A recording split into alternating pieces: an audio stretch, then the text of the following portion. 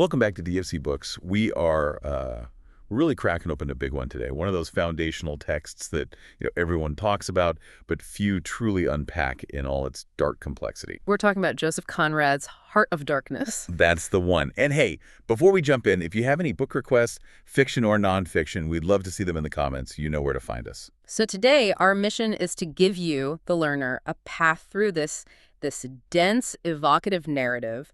We're focusing on the opening sections. Right. And the sources all agree this novel was a global phenomenon. It's often called a successful novel full of horror drama and deeply tied into the political and social issues of its time. It really promises action and adventure, but it delivers something so much more unsettling. It does. So we're diving deep into the beginning, mostly through the eyes of the main narrator, Marlowe, to really pull out the essence of the characters, the journey, and these central themes of, well, efficiency, darkness, and self-discovery. Okay, so let's unpack this. We don't start in Africa, which I think is the first, critical piece of misdirection. Not at all. We start right here at home. The scene is set on a cruising yawl, the Nellie, just sitting on the Thames River near Gravesend. It's this moment of quiet, of waiting. And that framing device is absolutely essential. It immediately sets up the idea that darkness isn't some phenomenon that's just isolated to distant continents. The atmosphere is quiet, it's serene, but the air is already dark. It's condensing into a mournful gloom over London, which the narrator calls the greatest town on earth. So the physical gloom is already mirroring the moral gloom we're about to get into. Exactly. And we get introduced to Marlowe's immediate audience. There are four men, just waiting for the tide to turn, all linked by what Conrad calls the bond of the sea. So who are these guys? Well, they represent this cross-section of solid, reliable European society. First, you have the director of companies. He's the captain and the host, and he resembles a pilot, so he's trustworthy. Then there's the lawyer, described as the best of old fellows. He gets the only cushion on deck because of his age and his virtues. A sign of respect. And the accountant, who's just calmly toying architecturally with a box of dominoes, maybe trying to impose some order on chaos, Yeah, I like that. And then there's Charlie Marlowe himself, the man who's going to tell the story. And he's visually set apart from everyone else. He's sitting cross-legged, leaning against the mast. The description is almost spiritual or maybe monastic. It says, sunken cheeks, a yellow complexion, a straight back, an ascetic aspect. He resembles an idol. It's like he's ready to receive this knowledge and then dispense it. So the scene moves from this pleasant, fading light on the Thames, which brings up all these abiding memories of British maritime greatness. Sir Francis Drake, the Golden Hind, those tragic exploration ships, the Erebus and Terror. Right. He's acknowledging this proud history of exploration and, let's be honest, conquest. But then comes the shift. Oh, it's so abrupt and so chilling. He just cuts right through that reverence and says, and this also has been one of the dark places of the earth. And with that one line, he forces his audience, and us, to confront the historical darkness that's inherent in all conquest, right there in the heart of England. That's such a powerful move. It really is. He transports them back to very old times when the Romans first came here. He asks them to imagine being a Roman commander arriving in this wilderness of sandbanks, marshes, and savages. Facing cold, fog, tempests, disease, exile, and death. And he says the Roman conquest was, at its core, just brute force. He calls it robbery with violence, aggravated murder on a great scale. But wait, here's where it gets complicated. Right. Isn't he contradicting himself? He says it's murder, but then he talks about how an idea can redeem it. What does that even mean? What sacrifice is he talking about? That's the core question of the whole novel, isn't it? He says conquest is not a pretty thing, but it can be redeemed if the conquerors have an unselfish belief in the idea. An idea. Something abstract, something you can set up and bow down before and offer a sacrifice to. For the Romans, maybe that was the idea of law or civilization. So he's drawing a line between conquest driven by a redeeming, however bloody, idea versus pure, unadulterated, self-serving greed. And that's the lens we have to keep on for this whole deep dive. Okay, so that contrast is key. Then Marlowe jumps into his own story, what actually pulled him into the interior of Africa. And it was this almost irresistible lifelong thing, his boyhood passion for maps. I think a lot of us can relate to that. For sure. He talks about the interior of Africa being this huge blank space, a white patch of delightful mystery. But by the time he's an adult, that mystery had been filled with names. It had become a place of dark darkness. And the Congo River itself was his fixation. He saw it on the map looking like an immense snake uncoiled. And his reaction is so telling. He says, "It fascinated me as a snake would a bird, a silly little bird." Wow. So that's snake imagery. It's immediately foreshadowing something ancient, deadly, mesmerizing. He's basically admitting he's walking into a trap. An inevitable, preordained fate. And this fascination leads him to get a job with the Continental Trading Society, or as he calls it, a continental concern. He knows their real mission isn't enlightenment. Not at all, it's profit. They're running an overseas empire to make no end of coin by trade. Simple as that. So when he gets to their European office in what he calls the Sepulchral City, The city of the dead. the setting is just so intentionally sinister. It's the biggest thing in the town, but it feels like a tomb. And that first encounter inside the office is probably the most famous piece of symbolism in the whole opening. The two women. The two women, one fat, one slim, knitting black wool feverishly. He calls them uncanny and fateful, guarding the door of darkness. They're like modern-day fates, knitting the destiny, or really the death shrouds, for the young men signing up. Absolutely. The black wool is no accident. And this whole atmosphere makes Marlowe quote that ominous Latin phrase, AVE, old knitter of black wool, morituri te salutant. "Hail! Those who are about to die salute you." It's him acknowledging the fatality of this mission before it even begins. And that sense of entering a dark covenant just continues when he meets the company head. The great man. He's just an impression of pale plumpness, a guy who has his grip on the handle-in of ever so many millions. Marlowe's gut reaction is that he's been let into a conspiracy. Right. Suggesting the whole thing is built on a secret foundation of greed and deception, all hidden under this thin veneer of commerce. Okay, so right after he signs the papers, he has this really peculiar pre-departure checkup with a doctor. It feels less medical and more philosophical. Oh, totally. He's told it's a simple formality, but it holds this profound warning. The doctor, this unshaven little man, he's obsessed with the psychological changes. He measures Marlowe's head with calipers, interested in the mental changes of individuals who go out there. And when Marlowe asks if he measures them when they get back, He gets that chilling response, "Oh, I never see them." And moreover, the changes take place inside, it's basically a scientific confirmation right from the start that the wilderness warps the mind, whether the body survives or not. And the doctor's only real advice is to avoid irritation more than exposure to the sun. And he keeps repeating, DB Helm, decal. Calm, calm. He's about to go into this environment of extreme moral and physical chaos, and he's being told his only defense is internal. It's all about maintaining his composure, his restraint. And we see where that noble idea comes from through Marlowe's own family.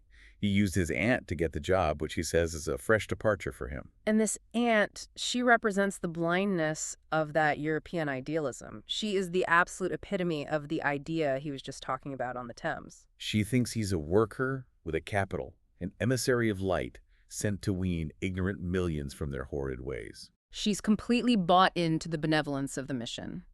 Marlowe even tries to hint that it's all about profit, but she just brushes it off. And Marlowe has this reflection about how women are out of touch with truth, living in a beautiful world, that men have to protect from the confounded fact. That's the saving illusion European society relies on. The comfort that they're doing good, even when the reality is just brutal exploitation. So Marlowe leaves feeling like an imposter, knowing he's not heading on some mission of light, but to the center of the earth. And that false idea is immediately shattered by the real reason he got the job in the first place.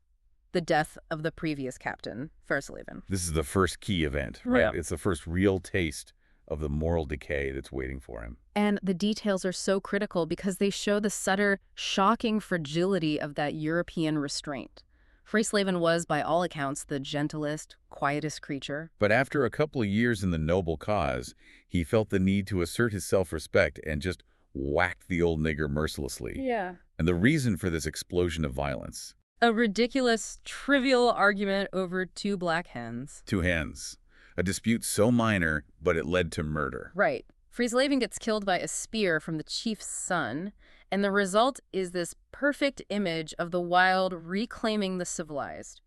His bones are just left there in the deserted village with grass growing up through his ribs. And Marlowe has the gruesome job of recovering those bones. It's a horrific prelude. It shows exactly what happens when that thin veneer of civilization, the policeman or the fear of scandal, is stripped away. A gentleman becomes a murderer over nothing, and the wilderness just swallows him whole.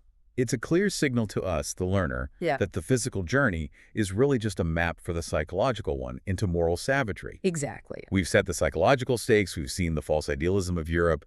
Before we actually get on the boat with Marlowe, let's just take a quick moment here. Okay. This whole quest is built on a contradiction.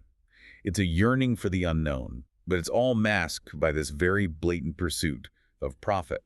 Absolutely. And the sources describe this novel as being full of struggle and sacrifice relating to daily compromise and performing like an act in real life. Right. And that's why these early details, the fates, the doctor, Fresleven's total collapse, they're so important. They're the first cracks in the foundation of Marlowe's own restraint, and he hasn't even set foot on the continent yet. So if you appreciate this kind of deep dive, where we turn dense literature into, hopefully, some actionable knowledge and thematic insight, please consider subscribing to DSC Pulgo now. Your support lets us keep pulling out every nuanced detail and every contextual connection from these really powerful sources. Welcome back. We left Marlowe preparing to leave that sepulchral city and head toward the coast.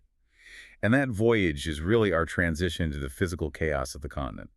Yeah, he describes the coast in these terms of a colossal jungle so dark green as to be almost black, just running along the blue sea. And it's a place of just dropping off soldiers and custom house clerks into a godforsaken wilderness. And nobody seems to care if some of them drown in the surf. I mean, human life already seems cheapened by the landscape itself. This is where the sheer, just incomprehensible futility of the whole enterprise starts to show itself. Marlowe sees a French man of war just anchored off the coast, firing shells into the bush. Where, as he says, nothing could happen. Exactly. He calls it an incomprehensible touch of insanity and lugubrious drollery.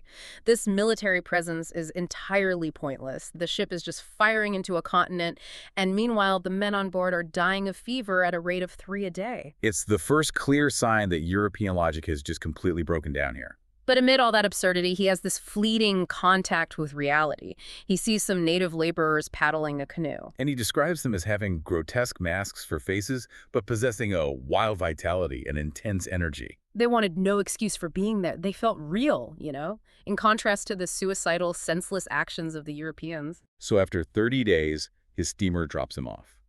And he gets his first real caution, not from the interior, but from the coasting captain. A lean, morose Swede who just casually mentions he took up a man who hanged himself on the road. And the Was reasoning... the sun too much for him? Or the country, perhaps? Death is so common, it's just treated like a weather report. So Marlowe moves 30 miles upriver to the company's outer station. And this is really the most important event for this whole section. The scene of devastation he finds there. The description is just a picture of folly and cruelty. The station is the scene of inhabited devastation. There are mounds of turned-up earth decaying machinery. A boiler wallowing in the grass, a capsized railway truck. And objectless blasting on a cliff face. They were supposedly building a railway, but the work just seemed completely without purpose or efficiency. It's pure waste and chaos. A direct contradiction to the whole profit motive they're supposedly operating under. And the cruelty is made visceral when he sees the chain gang. 6 black men, chained together by iron collars, carrying these little baskets of earth. Their limbs are described as knots in a rope. And they're labeled criminals. The outraged law had come to them, this insoluble mystery from the sea. Marlowe doesn't see them as criminals, though. He sees unhappy savages. And he sees the guard, one of the reclaimed, who shares this large, white, rascally grin as if he's welcoming Marlowe into the great cause of these high and just proceedings. That grin is everything. It's the signal of moral compromise, of the normalization of this atrocity. And the horror just peaks when Marlowe walks down to a clump of trees, which he immediately feels is the gloomy circle of some inferno. The grove of death. He sees these black shapes of disease and starvation, men brought there on time contracts, now just moribund shapes allowed to crawl away and die, free as air and nearly as thin. He gives a starving boy a ship's biscuit, and he notices this blind white flicker in the boy's eyes and a piece of white worsted tied around his neck. It's a tragic little moment of human connection, but the gesture is just totally futile in the face of such widespread, systematic death. But then, in this landscape of total collapse, Marlowe finds this anomaly, this bizarre pocket of Europe, the company's chief accountant. He's a genuine miracle of elegance. He's such a striking contrast. A high starched collar, snowy trousers, varnished boots, a green-lined parasol. And he's managed to keep this up by teaching a native woman to wash and iron his clothes flawlessly. And Marlowe respects him instantly, not for the vanity, but because he represents efficiency, order, and resistance to the rot of the place. He's a little island of the doctor's advice. Do you call me? And it's from this impeccable accountant that Marlowe first hears the name. Mr. Kurtz. That's already a legend before we even meet him. The accountant calls him a first-class agent in charge of a very important trading post in the true ivory country.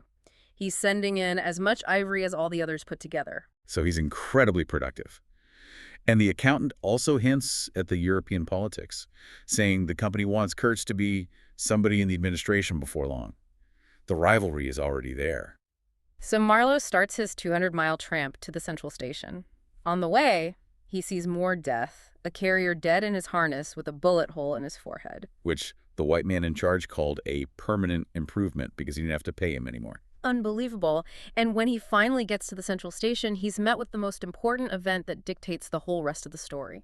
His steamer. His steamer, the one he was supposed to command, was sunk 2 days earlier. It's going to take months to repair. And why is that delay so critical to the story? Why couldn't he just keep going? Because the delay forces Marlowe to stop working and start observing. It locks him in the corrupt, stagnant environment of the central station, which is the heart of all this European intrigue and inefficiency. So if he had just started piloting, the work would have shielded him. Exactly. But now he's exposed to all the gossip and the rot. And that rot is embodied by the manager of the central station. Marlowe's description of him is so unsettling. He's just ordinary, commonplace. But his eyes are remarkably cold, and his glance can fall as trenchant and heavy as an axe. His power doesn't come from intellect or courage. No, the station is a total mess. It comes entirely from his triumphant health. Right. The climate, which kills everyone else, just has no effect on him. He's the epitome of institutional mediocrity. He's not brilliant. He's just immune to the local diseases, and that's his only source of power. He's famous for saying, men who come out here should have no entrails. Suggesting a lack of feeling is necessary for survival. And the other Europeans, they're the pilgrims. They're just wandering around aimlessly with these long staves. Their central obsession is money, but specific. Ivory. The word ivory just rings in the air. It's whispered inside, Yeah. like they're praying to it. It reveals a taint of imbecile rapacity, and Marlowe sees the whole operation as unreal, just an empty performance driven by pure, undisguised greed with no redeeming idea whatsoever. And the futility of it all is perfectly captured in the next key event. A grass shed full of goods just bursts into flame. Entering the chaos, a stout man with mustaches tries to put it out with a tin pail that has a hole in the bottom. That leaky pail is such a great symbol. Their labor is meaningless, their structures are collapsing, their attempts at organization are totally futile. And it's during this chaos that Marlowe overhears the manager say the name Kurtz and the words, "Take advantage of this unfortunate accident." The intrigue is boiling over. And that intrigue gets even thicker when he meets the brickmaker. Who he immediately identifies as the manager's spy. The brickmaker tries to pump Marlowe about his contacts back in Europe because he thinks Marlowe has influence. This brickmaker, this papier-mâché Mephistopheles, he calls Kurtz a prodigy, an emissary of pity and science in progress. This is the first official European description we get of Kurtz's idea. And in his room, Marlowe sees a sketch painted by Kurtz. Of a woman, draped and blindfolded, carrying a lighted torch against a somber background. That painting is so powerful. A blindfolded woman carrying light. It's such a sinister view of enlightenment, suggesting that progress itself is blind to the darkness it's operating in. It's Kurtz's own philosophy, which we find out later he has twisted. And Marlowe quickly realizes that because of his aunt's influential contacts, the brickmaker thinks he's part of the Gang of Virtue, sent to support Kurtz and check the manager's power. And this is a really complex ethical choice for Marlowe. He says he detests a lie because it appalls him. It has a taint of death. But He lets this lie about his virtue just stand there. Why? Because he realizes the lie is functional. It gives him leverage, it protects him, and most importantly, it might help him find out the truth about Kurtz. So he's choosing knowledge over immediate moral purity. He decides he has to become as much of a pretense as the rest of the bewitched pilgrims just for a moment to gain that knowledge. And the final revelation about the Central Station's malice comes when Marlowe is on his steamboat deck, and he overhears the manager and his uncle plotting. His uncle is the leader of the El Dorado exploring expedition, A group of sordid buccaneers. who Marlowe just dismisses as reckless without hardihood, greedy without audacity, and cruel without courage. The manager's uncle, who looks like a butcher, just grunts that the climate may do away with this difficulty for you, talking about Kurtz. And the manager reveals the true situation. Kurtz is a threat because he won't play by their rules. The only thing that is coming from Kurtz is ivory. Lots of it, prime sort, lots most annoying. The most crucial detail of this plot, though, is that Kurtz had inexplicably turned back 300 miles downriver to return alone to his empty station instead of coming home. And that action confirms that Kurtz is no longer operating under the company's control. He's gone rogue. He has rejected European accountability. And the plotters agree that the real danger to the manager's position isn't in Africa, it's back in Europe, the holy terror of scandal we hear about later. This whole conversation solidifies Marlowe's fascination with Kurtz. This is the man who defies the system and yet produces these phenomenal results. And the wilderness is closing in. First on Friesleven, now on the El Dorado exploring expedition. The news comes later that all their donkeys died. The wilderness closed upon it as the sea closes over a diver. So Marlowe, who is now just driven by this profound need to meet the enigma that is Kurtz, begins the long 2-month voyage upriver. He calls it traveling back to the earliest beginnings of the world. Right, through an atmosphere that is warm, thick, heavy, sluggish. And this journey is where Marlowe develops his psychological defense. And that defense is his fierce devotion to efficiency. Exactly. He focuses intensely on the surface reality, piloting the leaky tin pot steamboat, avoiding snags, collecting wood. He finds this obscure, backbreaking business to be his reality. Why is that fixation so important for him? It's his intentional psychological shield. By focusing on the tangible external demands of the work, he stops the inner truth of the situation, the moral meaninglessness, the horror of the land from completely overwhelming him. It's the one thing saving him from the collapse that got Friesleven and is consuming the pilgrims. He is actively practicing the "do you call me," the doctor recommended, but he's doing it through work. And he reflects on his crew, the cannibals, who he finds trustworthy and remarkably efficient. He's astonished by their restraint. They outnumber the white men 30-5, and they are literally starving. He can't figure out why they don't just turn on the pilgrims. He concludes it must be some human secret that baffles probability, a restraint greater than fear or patience. And their primal self-control makes the petty, starving greed of the white pilgrims seem even more grotesque and savage in comparison. He also describes his native fireman, this improved specimen with filed teeth. The fireman operates the boiler based on pure superstition. He believes that if the water in the gauge disappears, the evil spirit inside the boiler would get angry. It's this perfect juxtaposition of advanced technology and primal belief. A metaphor for the whole journey, really. About 50 miles below the interstation, they find this really significant warning. A hut of reeds with a faded note on a plank. "Wood for you. Hurry up. Approach cautiously." And inside, they find an old, coverless book, an inquiry into some points of seamanship. It's dense text about chains and tackle. Pure, objective, tangible rules and order. And the margins are covered with these meticulous notes in Russian. Marlowe at first thinks it's cipher. But he feels he's found something unmistakably real in that book. It's an intellectual link to someone else who valued practical competence and honest work in this land of total deceit. So the manager insists they wait overnight.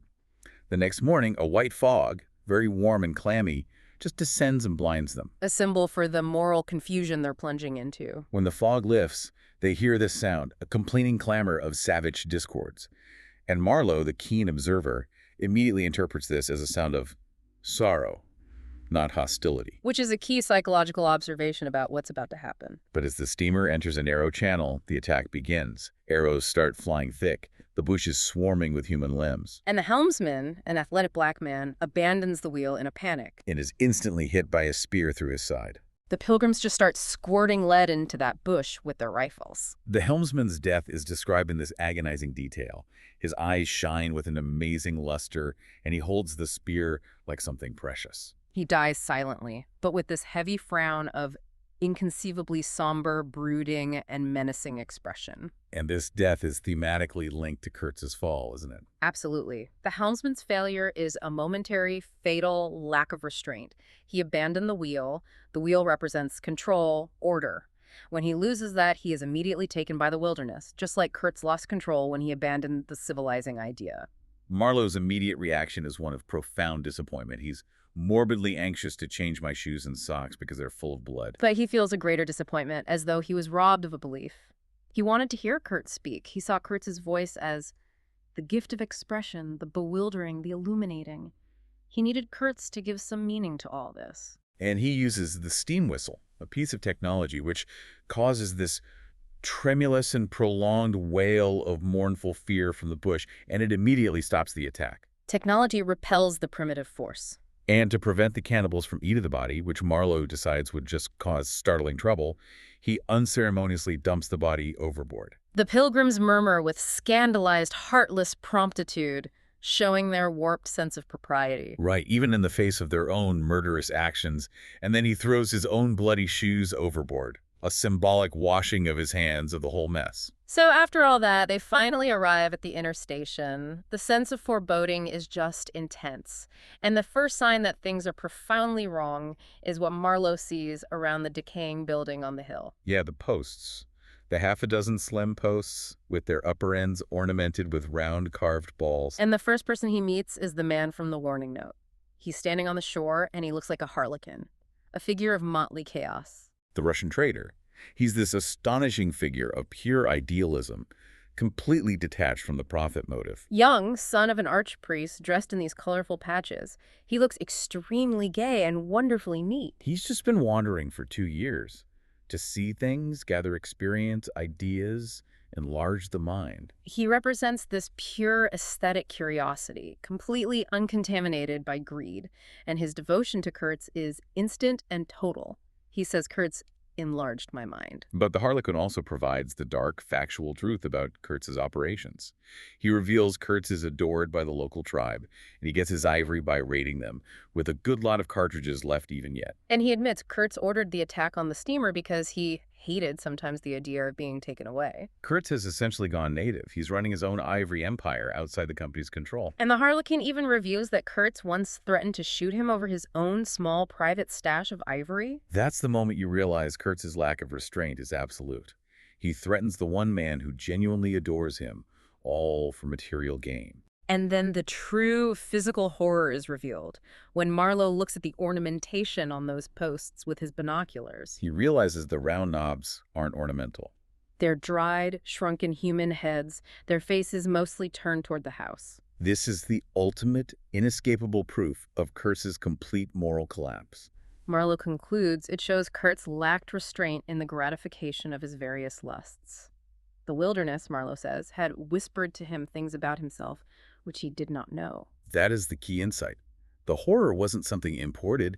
It was latent within Kurtz all along. The jungle just awakened it. And amidst this revelation, a crowd of armed natives emerges from the forest. Kurtz is carried out on a stretcher. He looks lank and 7 feet long, an animated image of death carved out of old ivory. And we have to talk about the African woman.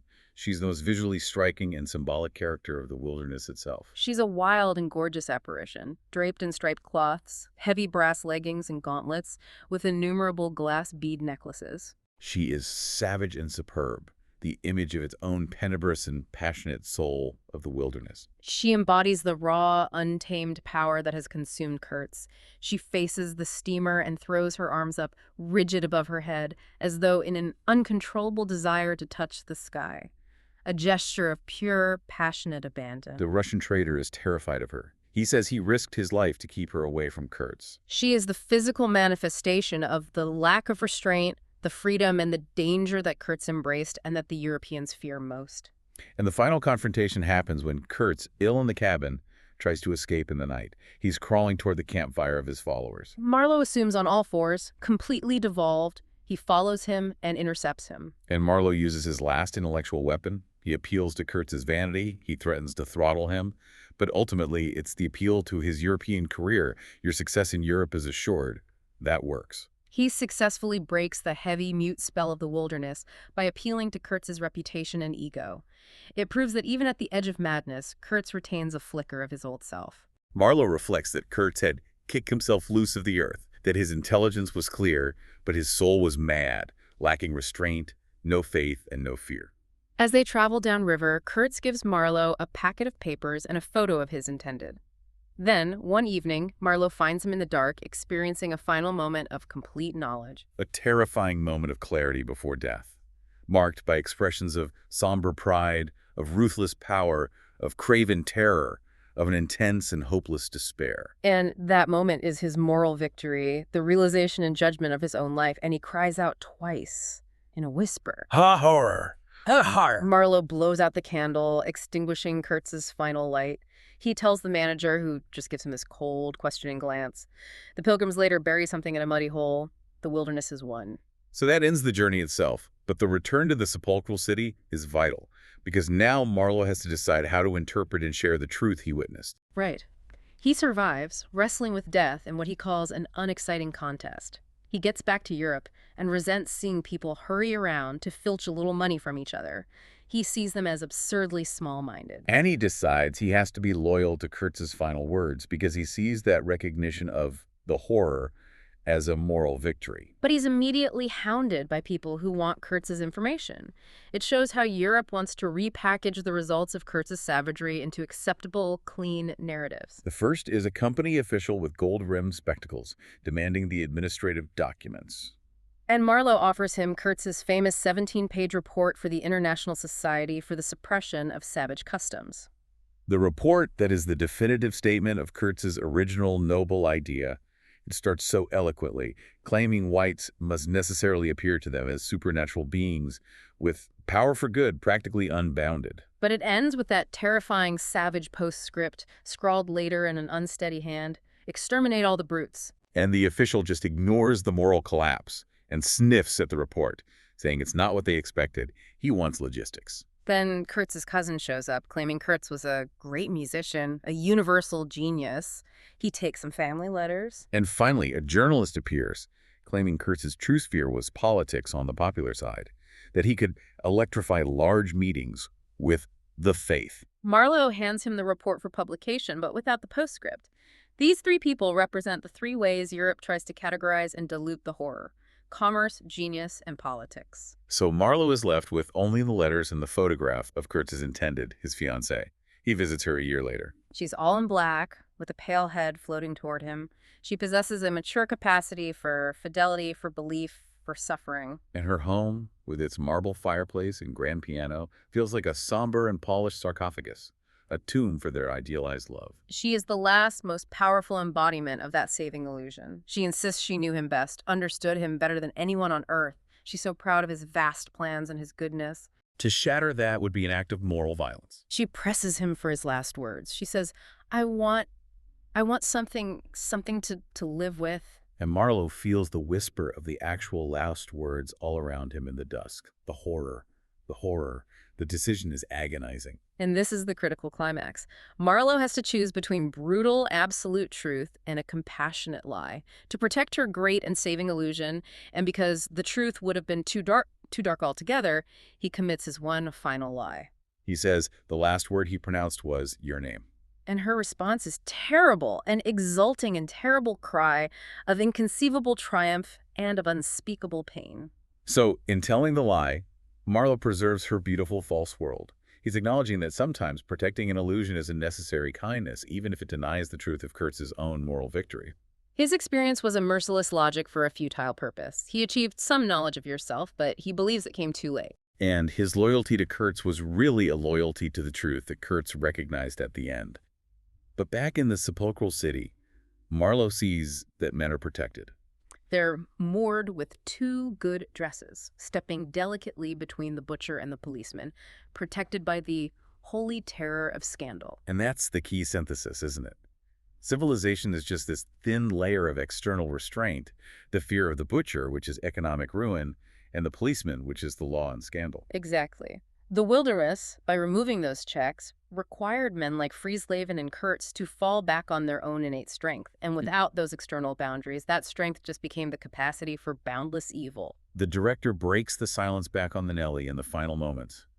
We have lost the first of the ebb.